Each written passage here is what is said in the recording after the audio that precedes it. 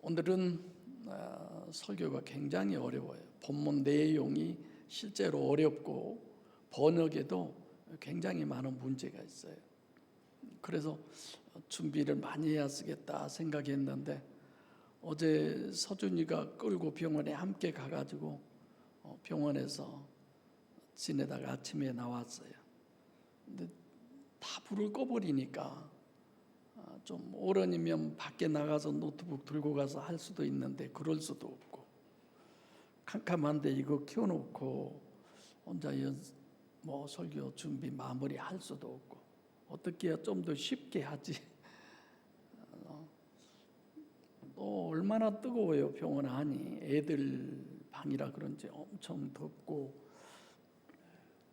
그래서 간혹 노트북을 켜서 벽 쪽으로 붙이고 상안 하나 놓고 내게만 비추게 해서 그런 대로 좀 쉽게 설교를 해야 되겠다 싶은데, 사실 내용은 간단한데 중요한 건 말씀이 중요하냐 하나님이냐, 복음서가 중요하냐 예수님이 중요하냐. 아브라함에 대해서 씨에 대해서 나와요. 씨 신학 이런 부분을 전부 얘기하기는 참 어려움이 많은데 어떤 부분으로 해갈까 고민했던 부분인데 시간도 충분히 주어지지 않고, 그래서 밤에 병원에서 그렇게 준비하고 또 아침에도 집에 와서 준비를 했습니다. 우리가 지금 본문을 잘 알고 계시죠? 2장에 와서 오순절 마가의 다락방에 성령 체험을 하고, 3장에 와서 성령이 임재하신 베드로를 통해서 중풍병자를 일으키고, 그리고 이제 마무리를 하는. 그래서 오늘 본문은 2장과 3장의 결론이에요. 2장과 3장을 모르면 오늘 본문도 이해하기가 힘들죠. 그래서 결국은 창세 전부터 하나님이 이미 설정을 해 놓으셨고, 그래서 그 하나님이 천지를 창조하고 인간이 원죄를 범하고 하나님이 육신을 입고 이 땅에 오시고, 그리고 공생의 사역을 하고 십자가에 못 박혀 죽으시고 부활하시고 승천하시고 다시 재림에 주로 오실 그분을 기다리는 부분이죠. 그 모든 것들을 사도행전 2장 성령 강림으로 우리에게 결론을 지어주고 있습니다. 그래서 베드로가 사도행전 2장 1절부터 4절에 성령 강림에 대한 신학을 설교로 정립해 준 내용이죠. 그리고 2장 37절부터 38절의 내용이 뭐라고 그래요?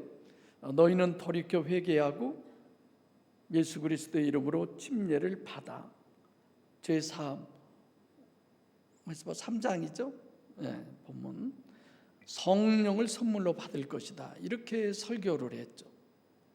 그래서 맞아요, 2장. 그래서 많은 이들이 그 베드로의 설교를 듣고 어찌할꼬 탄식을 하죠. 그렇게 간절한 사람들에게 너희가 회개하고 예수 그리스도의 이름으로 침례를 받고 죄 사함을 받고, 그러면 뭘 선물로 받는다고 그랬어요? 성령을 선물로 받는다. 근데 성경에는 이렇게 써져 있는데 대부분 여러분들이나 저는 성경을 읽으면서도 그냥 말이겠지 이러는 거죠. 그냥 베드로가 설교했던 설교의 한편의 내용의 하나이겠지 그런 거잖아요. 비록 베드로가 설교했지만 이 말씀은 누구의 말씀이에요? 하나님의 말씀이죠. 하나님의 말씀 속에 이 내용이 들어있는 거죠. 맞아. 베드로가 지금 하는 저 말이 실제야. 이렇게 하는 사람들이 베드로 설교를 듣는 사람들 중에 얼마나 있었을까요? 그래서 사도행전 3장 2절에 너희가 돌이켜 회개하고 예수 그리스도의 이름으로 침례를 받으면 죄 사함을 받고 성령을 선물로 받을 것이다. 그것에 대한 실제를 정립한 것이 오늘 본문이에요. 그래서 결론이죠. 그래서 하나님의 설정 자체는 항상 언제부터든지 우리가 생각해 보면 완벽해요. 이게 좀 모자랐다, 이랬으면 더 좋았을 걸. 그건 우리 생각이죠. 나면서부터 안진뱅이 된 사람을 하나님은 설정을 해 놓으셨어요. 그리고 베드로가 신유 사역을 일으키는 장면, 이렇게 해 놓은 겁니다. 여러분 생각해 보세요. 병을 고치는데 병 고치기 전과 병 고친 후에 그 다름의 차이, 예를 들면 소경이 눈을 뜨게 한다든지 귀머거리가 듣게 된다든지, 이런 부분은 그렇게 산뜻하게 진짜 저거 치료됐어, 이런 거 보이잖아. 누가 봐도 지금 안진뱅이, 나면서부터 안진뱅이를 일으키는 이 내용은 부인할 수 없는, 뭐 더 이상 어떤 의의를 다할 수 없는 실제적인 사건이잖아요. 그렇게 설정을 해놓고 하나님은 이제 나면서부터 안진뱅이가 해야 할 일은 그대로 하게 해놓고, 그리고 이제 베드로를 통해서 결국은 뭘 얘기하느냐? 베드로가 내가 했다가 아니잖아요. 나사렛 예수 그리스도 이름으로 일어나 걸으라고 그러잖아요. 누구를 얘기해요? 예수 그리스도를 설명을 하고 있습니다. 여러분들과 저의 모든 삶도 결국은 내가 아니라, 우리가 아니라 살아계신 하나님을 증거하는 증인의 삶이 돼야 합니다. 그 부분에 있어서 내 삶을 자꾸 비교해보고 아직도 나는 부인되어져야 돼. 그죠? 그걸 끊임없이 하나님이 우리에게 비춰주는 거죠. 너 부인돼야 돼. 아무든지 나를 따라오려거든 자기를 부인하고, 이게 가장 먼저잖아요. 그리고 자기 십자가를 지고 나를 쫓으라라고 하잖아요. 그래서 베드로가 안진뱅이를 일으키는 것을 보고 거기에 있는 많은 사람들이, 수천 년 동안 그들이 기다렸던 메시아가 입성한 걸로, 그래서 메시아 왕국 설립을 준비하는 그런 과정, 지난주에도 다 말씀드렸죠. 그런 사람들에게 베드로가 내가 메시아가 아니야, 예수 그리스도가 메시아다, 그분이 가장 1차 원인이다, 베드로 내가 일으킨 게 아니야, 이걸 강하게 설명을 하는 거죠. 그럼 이 모든 내용은 어떤 거예요? 안진뱅이를 일으킨 그 자체가 아니라 결국은 구원을 우리에게 설명을 해주고 있습니다. 오늘 본문에서는 이와 같이 베드로와 예수 그리스도를 비교시켜서 예수 그리스도를 정확하게 정립해 준 베드로가 이제는 예수 그리스도의 구원론을 완벽하게 본문을 통해서 우리에게 정립해 주는 그런 본문의 말씀이죠. 본문을 해석하는 데 있어서 우선 어떤 것이 가장 문제가 되느냐, 17절의 시작부터 그래요. 아기노스코라는 단어를 써요. 너희들이 알지 못해서 하나님이신 예수 그리스도를 하나님이 아니라고 죽여버렸어요. 알지 못해서 스데반은 자기들의 영혼을 구원하는 데 쓰임받고 있는데 그를 돌로 쳐 죽였잖아요. 알지 못해서 바울도 사형을 시켰잖아요. 알지 못하기 때문에 하나님을 믿는다 하면서 천국 가는 천국 길을 선택하고 이것이 내가 가는 길이라고 평생을 갔지만 엉뚱한 데로 가는 사람들이 우리 주변에 너무 많이 있잖아요. 그런 사람들이 정치권과 결탁을 해서 자기들의 목적을 이루려고, 하나님의 목적이 아니라, 그런 부분을 믿음의 사람들이, 하나님의 사람들이 지지하고 따르고, 그건 아니죠. 그래서 어떤 것보다도 우리가 이 세상을 살아가면서, 영성 세미나 때도 제가 맨 처음에 얘기한 내용이지만, 세상에서 다른 게 모든 게 어쩌면 내게 다 없다고 할지라도 이거 하나만은 있어야 돼요. 분명한 분별력이 절대입니다. 분별력이 없으면 그건 사람도 아니고 이 세상에서 살 수도 없는 거죠. 분별을 하되 뭐가 문제냐? 분별력이 중요하다고 해서 다 되는 건 아니에요. 분별의 결론이 뭐예요? 답은 하나잖아요. 답이 둘이면, 답이 셋이면, 이랬다 저랬다, 그건 분별이 안 된 거죠. 분별은 오로지 답이 하나가 될 때까지. 그래서 유일신 신앙에 있어서는 절대적인 두 요소가 있어요. 하나는 하나님 절대예요. 또 하나는 성경이 절대예요. 이걸 분별해야 돼요. 제가 여러분들에게 또 질문을 해볼게요. 이런 질문이 가능하나? 여러분, 하나님이 절대입니까? 성경이 절대입니까? 이런 질문 들어보셨어요? 하나여야 분별이 완벽한 거죠. 여러분은 하나님이 절대냐? 내가 하나님이 절대냐? 내가 성경이 절대냐? 어디 있어요? 하나님이 절대냐 성경이 절대냐, 이 둘 중에 하나의 답이 정확해야 합니다. 본문은 하나님이 절대를 얼마나 강조하느냐, 호데오스라고 그렇게 돼 있어요. 예수냐 호 예수냐, 이런 거 우리가 다 정립한 거잖아요. 하나님이 본문에 5번이나 나오는데 전부 다 호 예수, 그분이 제1원인이다, 창조주, 절대자다. 그런데 문제는 절대가 하나님이라는 게 문제예요. 성경이 절대여야 되는데, 내가 늘 이런 유형으로 얘기했잖아요.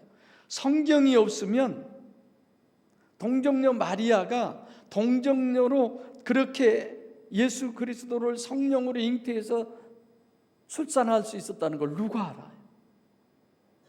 성경이 없으면 하나님을 누가 알아요? 성경이 없으면 예수 그리스도를 누가 알아요? 성경이 없으면 천국과 지옥을 누가 알아요?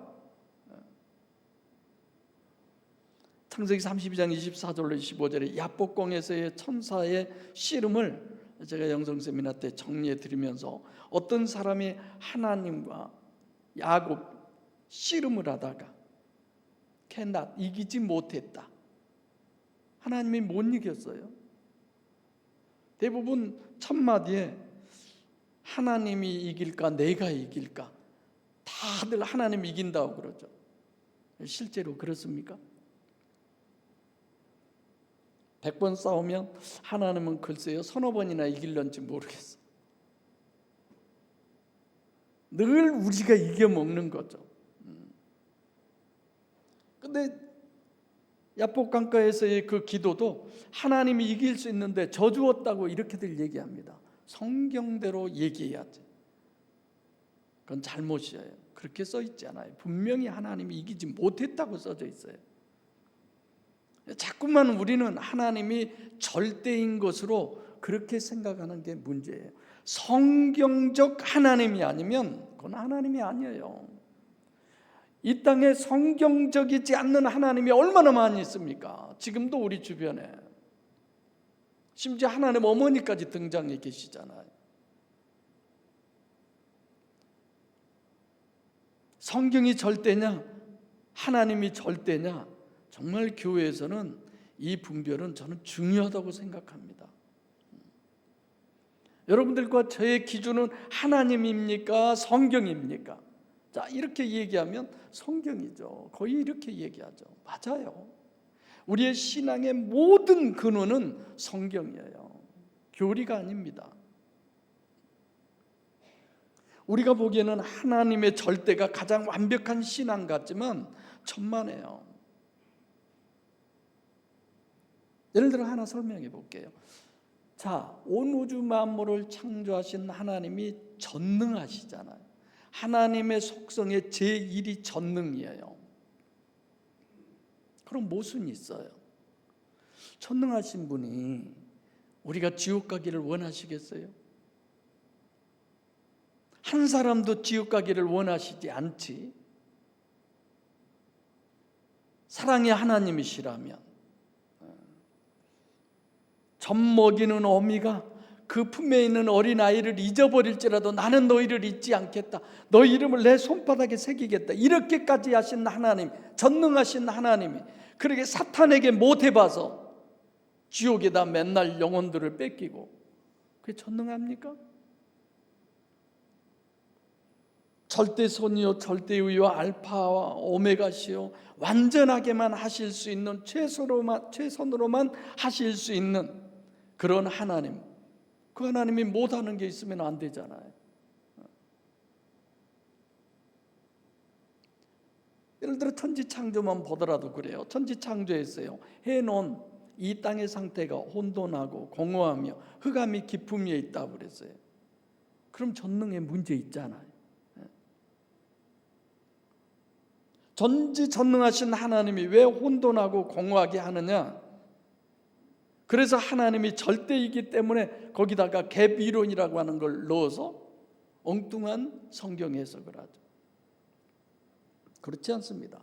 창세기 2장 18절에 독처하는 것이 좋지 못하니, 하나님이 아담을 독처하게 만들어 놓고 하나님이 뭐라고 그래요? 독처하는 것이 좋지 못하니, 좋지 못하게도 하나님은 창조하십니다. 창세기 2장 7절에 여호와 하나님이 흙으로 사람을 지으시고 생기를 그 코에 불어 넣으셨다라고 되어 있어요.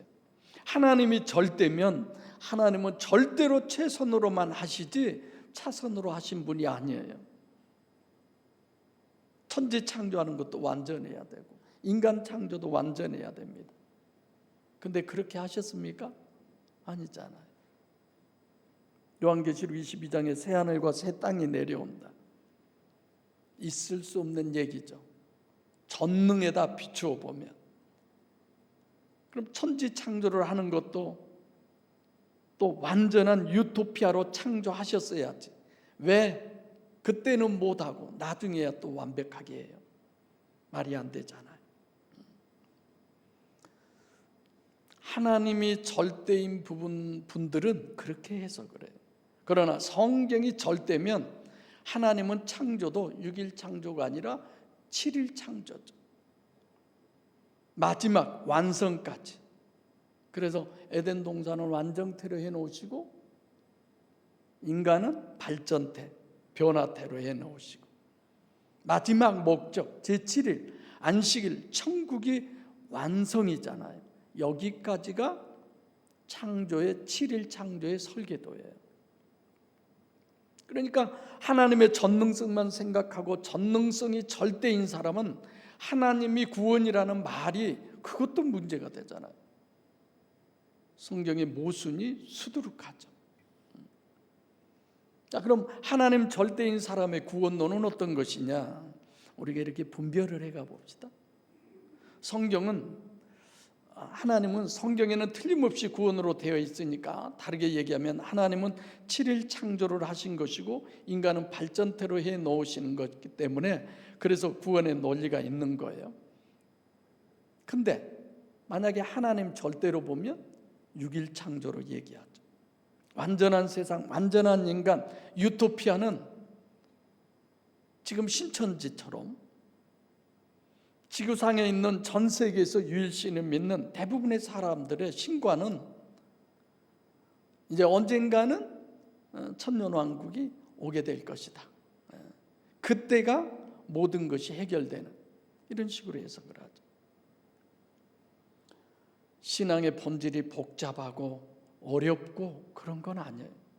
근본적으로 내가 진짜 어느 것이 절대냐, 하나님이 절대냐, 성경이 절대냐 얘기했지만 성경이 없으면 하나님도 없는 거예요. 천지창조도 없어요. 아무것도 없어요. 성경이 절대입니다. 그래서 우리가 백투더 바이블을 얘기하죠. 성경으로 돌아가자. 할렐루야. 성경으로 돌아가야 돼. 여러분들과 저는 성경으로 돌아가야 돼. 분별은 하나가 절대입니다. 정말 내 신앙이 하나님이 절대일까, 성경이 절대일까 심각하게 고민해 봐야 돼요. 성경을 통해서 하나님이 보여져야 되고, 성경을 통해서 하나님을 만나야 되고, 성경을 통해서 하나님의 뜻이 내게로 전달돼야 되고, 성경을 통해서 하나님의 역사가 우리에게서 일어나야 되고, 그렇잖아요. 성경이 절대가 아니면 어떻게 될 거예요?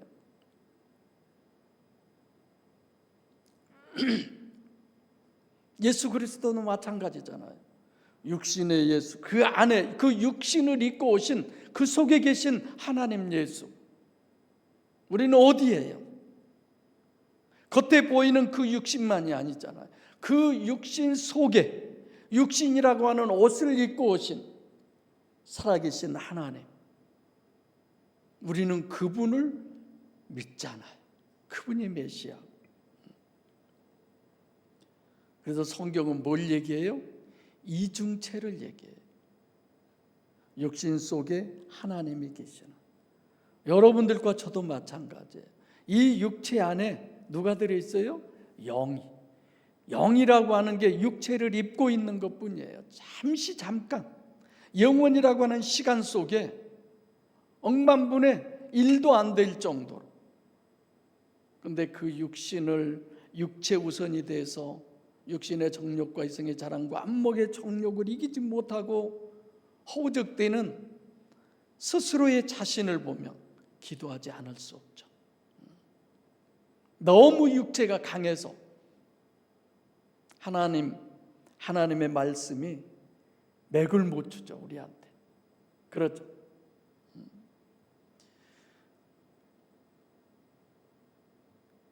그래서 여러분들과 저는 늘 구세주는 겉사람이 아니고 십자가에 죽으신, 그리고 부활하신, 육체 속에 있다가 부활하신 그 예수님. 20절이죠, 오늘 본문. 어떻게 하는 것이 구원이냐? 많은 우리 개신교에서 구원파를 이단이라고 막 그러잖아요. 뭐가 달라서 그렇게 이단이라고 하는지. 제가 구원파 아니지만 봐보세요. 십자가에 피 흘려 죽은 것도 아니고, 이중체이신 신인 메시아는, 겉사람은 십자가에서 죽으시고 속사람인 구세주 구원의 주체는 육체에서 벗어나셔서 승천하시고 하나님 보좌 우편에 계시고, 그런데 그 구세주는 어떻게 해서 구원이냐? 그분에 의해서 구원은 오늘 본문에 보면 육회하게 될 날이 이른다. 아나피슈케라고 하는 단어인데 저 잘 모르겠어요. 육회가 어떤 부분을 육회라고 이렇게 번역이 되어 있는지. 근데 천국 보좌 옆에 계신 삼위일체 하나님 중에 예수님이 이런 거예요. 하늘 생명이 너희한테, 육회라고 하는 부분이 하늘 생명이 너희한테 주어진다는 얘기입니다. 여러분들과 저는 어떻게 해서 구원이 이루어지느냐? 하늘 생명이 우리 안에 임한다는 거예요. 할렐루야. 더 이따 설명 쉽게 해가겠지만, 그 메시아 구세주에 의해서 구원은 천국 생명, 영적 생명이 우리에게 온다는 겁니다. 이게 구원이에요. 그러니까 같은 얘기지만 제가 설명을 많이 하니까 여러분들이 어렵게 들을 수도 있어요. 하나님을 내 안에 소유함을 얘기하는 거죠. 그 하나님의 소유가 뭐냐? 천국 생명을, 영적 그 생명을 내 심령 안에, 내 영 안에 영접해 드리는 거예요. 그게 성경적 구원이에요. 우리가 윤리 도덕적으로 종교적으로 열심히 살고 의롭고 정직하고 바르고, 그건 구원하고 아무 상관없습니다. 그러니까 지금에 와서는 또 여러분들에게 질문한 건, 하나님이냐 성경이냐? 예수님이 절대입니까? 예수님이 오셔서 살았던 모든 부분들을 예수님이 말씀해 놓으신, 기록해 놓은 복음서가 절대입니까? 본문에 모세 나오잖아요. 모세가 절대예요? 율법이 절대예요? 당연히 율법이 절대지, 무슨 모세가 절대예요? 성육신하신 신인 메시아는 메시아의 말씀이 절대지 성육신하신 육체로 이 땅에 왔다가 잠시 있다가 가버린 그 육체가 절대가 결코 아닌 거죠. 어려운 설교 아니죠? 본문에 나 같은 선지자라고 하잖아요. 봐보세요. 선지자를 믿으라고 하지 않았잖아요. 선지자의 말을 들으라고 했잖아요. 말씀을 얘기하잖아요. 말씀을. 지금 이 자리에 하나님이 오셨어요. 근데 성경에서 하신 얘기가 아닌 성경과 다른 얘기를 해요. 그 하나님 믿을래요? 그 하나님 아니에요. 지금 본문은 복음서가 지금 사도행전에 와서 이미 복음서가 끝났지만 복음서가 절대라는 것을 우리에게 설명을 해주고 있어요. 여러분, 복음서가 아니면 예수가 어떤 분인가를 어떻게 알 수 있어요? 모르잖아요. 복음서를 봐야 주님께서 십자가에 죽으셨고, 왜 십자가에 죽으셨고, 부활하셨고, 왜 부활을 하셔야 했고, 왜 승천을 해야 되고, 왜 재림의 주로 다시 오셔야 되고, 모든 것이 거기에 다 기록이 되어 있잖아요. 복음서를 읽고 그 말씀을 깨달은 것이 중요한 것이 아니라 무슨 환상을 보고 내가 예수님을 만났네. 예수님이 어떻게 생겼어요? 그림 그려놓은 멋있게 그거 다 가짜잖아요. 이사야 53장. 흠모할 만한 것이 아무것도 없다고 그랬잖아요. 여러분들과 제가 다 이제 나이가 꽉 차서 결혼할 시집갈 처녀라고 합시다. 거기에 예수님이 총각으로 여기를 왔어요. 선보로. 그러면 내가 그럴 거야. 임 장로님이 선보세요. 저는 저 모습하고 안 볼래요. 다 미룰 거예요. 아무도 볼 사람이 없을 거예요. 외모는 그런 분이잖아요. 무슨 그렇게 대단하게. 복음서예요. 그래서 복음서가 아니면 또 영의 실체성이라는 걸 어떻게 우리가 알 수 있어요? 복음서이어야만이 하나님이 육신을 입고 이 땅에 오신 것도 우리가 바로 알 수 있고, 모든 것이. 그래서 요한복음 1장 18절의 말씀처럼 보이지 않는 하나님의 실체다. 요한복음 1장 14절에 말씀이 육신이 되셨다. 다르게 말하면 아담 후손은 말은 하나님이 절대지만 전부 다 거의 다 관념이고 허상이에요. 정말 우리들의 신앙 잘 들여다보고 하셔야 돼요. 내가 지금 믿음의 생활을 하는데 진짜 하나님만 바라보고 할 것이냐. 홍해를 건넜어요. 건너서 미리암이 춤추고 찬양하고 소고치고 시를 지어서 노래를 지어서 엄청 하나님께 영광했잖아요. 그래서 그런 것 같았어요. 그런데 뭐 했어요? 금송아지가 절대고 아담과 하와도 뱀의 말이 절대였어요. 말씀은 어때요? 말씀 얘기 많이 하죠. 관념이지 실체가 아닌 게 참 마음 아플 일이죠. 예수님은 하나님이 실제고 말씀이 실제다, 영이 실체다 계속 우리에게 얘기해 주잖아요. 마태복음 11장 5절에도 침례 요한이 제자를 보내서 예수님께 그러잖아요. 오실 그이가 당신이 오니까. 왜 이런 질문을 해요? 안 믿어지는 거죠. 겉으로만 봐서는.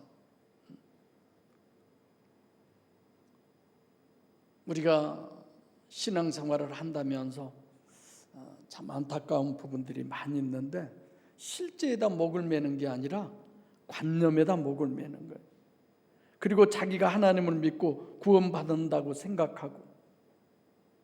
여러분, 하나님이 실제가 아니면 천국도 실제가 아니에요.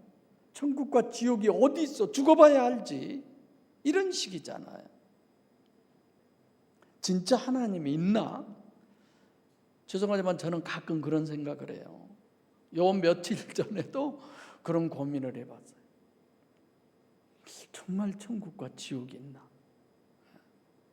이번에는 상당히 좀 간격이 긴 상황에서 한번 해봐. 고민할 부분이 있어서. 근데 그런 고민을 할수록 더 다져지는 것처럼 그 답을 알고 나면 맞아. 죄송해요, 예수님. 이렇게 되는 거죠. 그래서 복음서는 어떤 게 복음서냐? 복음서를 어떻게 우리가 이해할 것이냐? 제1차 원인, 제1원인으로 우리에게 모든 걸 설명해 주는 것이 복음서예요. 서신서는 적용이에요, 적용. 그래서 대부분 여러분들이 복음서 설교를 많이 하는지 서신서 설교를 많이 하는지 한번 들어보세요. 거의 적용을 가지고 얘기해요. 원인, 근본, 근원, 본질, 이게 중요하죠. 공식이 중요하잖아요. 거기 공식에 어떤 문제든 응용해서 공식만 내가 바로 하면 다 풀 수 있잖아요. 그래서 육의 법칙을 영의 법칙으로 복음서는 설명을 해줘요. 사람들이 제1차 원인인 베드로가 안진뱅이를 일으킨 것처럼 그렇게 보는 사람들에게 베드로가 뭘 얘기해요? 제1원인을 설명해 주는 거예요. 그게 뭐예요? 예수 그리스도의 이름이다라는 거예요. 복음서로만 이런 모든 것들이 가능한 결론을 우리에게 맺어주는 거죠. 그래서 마태복음 26장 31절 34절에 예수님이 그러잖아요.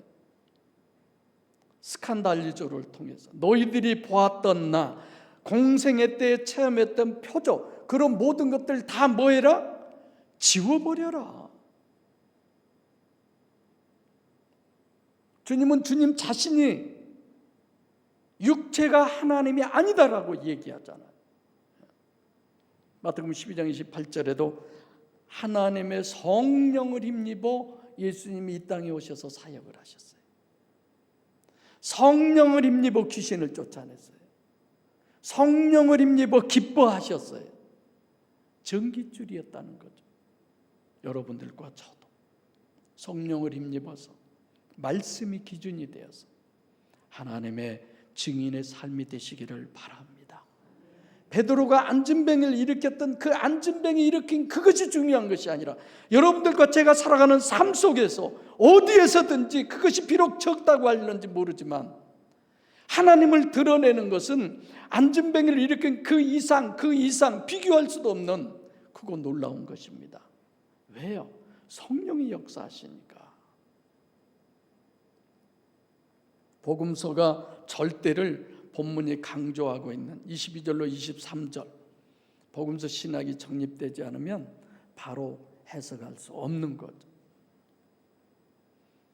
그래서 본문은 이렇게 얘기해요. 돌이켜 회개하고 예수 그리스도 이름으로 침례를 받으면 죄를 사함받고 성령을 선물로 받으리라. 아멘. 그렇게 끝나면 안 돼요. 구약도 마찬가지예요. 구약도 기준이 복음서 신학이 정립되어 있지 않으면 해석이 전혀 안 됩니다. 그래서 유일신 신앙, 다시 말해서 지금 여러분들과 제가 신앙생활하고 있는 이 기독신앙에 절대 3요소가 있어요. 첫째는 영성신학을 정립해야 하고 두 번째로는 창세기를 바로 정립하셔야 돼요. 마지막 세 번째로는 복음서를 정립하셔야 돼요. 그래서 구약 성경은 복음서를 기준으로 그래서 결국은 아브라함과 세운 언약이죠. 언약. 언약이라고 하는 건 구약도 언약이고 신약도 언약이에요. 그래서 구약 해석도 복음서가 기준이고 복음서 신학이 안 되면 전혀 불가능한 거죠. 이번 수요일은 아브라함이 겪은 기근에 어떻게 그가 대처했는가 이런 부분으로 설교를 할 때 제가 오늘 본문에 나오는 아브라함에 대한 시 이 부분을 좀 그때 설명을 해드리겠습니다. 사실 우리가 아브라함이 누구냐라고 하는 것도 우리가 알아야 돼. 예수 그리스도의 예표죠. 그 또한. 그래서 25절에 약속을 하죠. 하나님이 아브라함에게 네 씨로 말미암아 복을 주겠다는 것. 이거는 창세기 22장 17절로 18절입니다. 내가 내게 큰 복을 주고, 큰 복이 뭘까요? 그저 먹고 입고 마시는 것일까요? 크게 성하여 하늘의 별과 같고 그랬어요. 오늘도 지금 하임이는 하임이대로 집에서, 저는 속으로 오늘 하임이 데리고 교회 갔으면 좋겠다 그랬는데, 이거 웬걸 두 분 다 완전히 지쳐 있어요. 하임이 하나 때문에. 소준이는 소준이대로 또 병원에 입원해 있어요. 우리 하리도 왔지만 후손의 축복을 받는다는 게 이게 쉬운 게 아니구나. 육적이고 영적이고 번성의 축복이 마시기를 바랍니다. 내 씨로 크게 성하여 하늘의 별과 같고 바닷가의 모래와 같게 하리니 네 씨가 그 대적의 문을 얻으리라.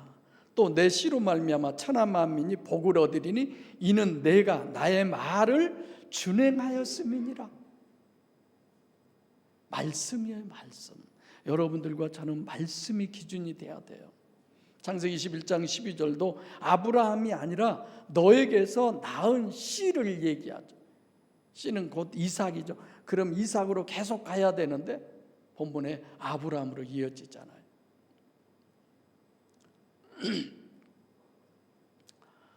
하나님의 설정이나 하나님의 계획, 이런 모든 부분들을 우리가 너무 잘 알고 있지만 한자 한자 하나님께서 뭐라고 하셨는지 우리는 잘 알아야 돼. 본문에 그분에 의한 구원은 어떻게 해야 되느냐? 회개하라는 거예요. 메타노예요. 회개가 뭐예요? 하나님 잘못했습니다, 용서해 주세요. 그럼 되는 겁니까?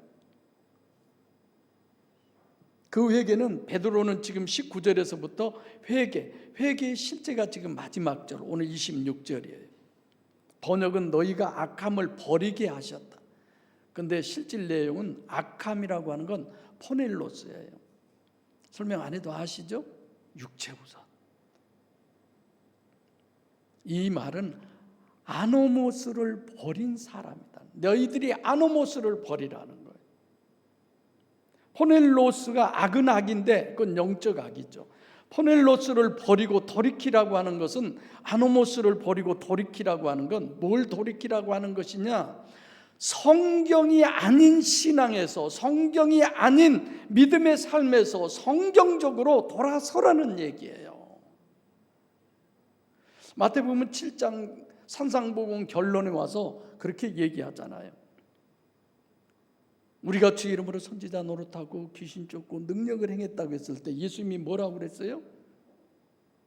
불법을 행하는 자들아, 율법이 노모스예요. 불법은 아노모스예요. 하나님의 말씀인 것 같지만 그건 전부 육적인 거야. 영적인 하나님의 말씀이 아니라는 거죠. 내게서 떠나가라고 그러잖아요. 제 삶도 마찬가지예요. 결국은 육체를 부인하고 이런 건데, 우리가 하나님과 대적하는 대적자라고 한번 생각해 보세요. 그렇게들 안 하세요? 하나님을 믿고 하나님을 내 안에 모셔드렸다고 하면서도 끊임없이 야곱의 야복강가의 씨름 장소가, 그 현장이 여러분과 제 심령 아닐까요?